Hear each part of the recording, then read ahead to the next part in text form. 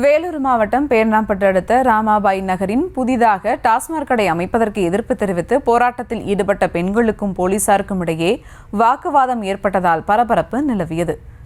இதுகுறித்த அந்த காட்சிகளை தற்போது பார்த்து வருகிறோம்.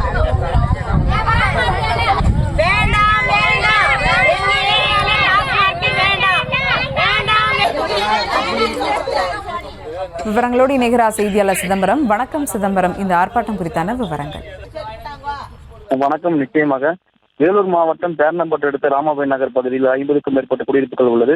இந்த பகுதியில் புதிதாக அரசு டாஸ்மாக் மதுபான கடை திறப்பதற்காக ஒரு கடையை தேர்வு செய்து கடந்த சில நாட்களாக அதிகாரிகள் ஆய்வு செய்து வந்த நிலையில் புதிய அரசு மதுபான கடை திறப்பதற்காக பணிகள் நடைபெற்று வந்த நிலையில் குடியிருப்புகள் நிறைந்த பகுதியில் புதியதாக மதுபான கடை திறப்பதற்கு தெரிவித்து அப்பகுதியை சேர்ந்த 50க்கும் மேற்பட்ட பெண்கள் மற்றும் பொதுமக்கள் உடனும் புதிய மதுபான கடை அருகே போராட்டத்தில் ஈடுபட்டனர். இதனடுத்து சம்பவ இடத்திற்கு வந்த பேர்ணாம்பட்டு போலீசார் போராட்டத்தில் ஈடுபட்டவர்களுடன் பேச்சுவார்த்தை மேற்கொண்டனர்.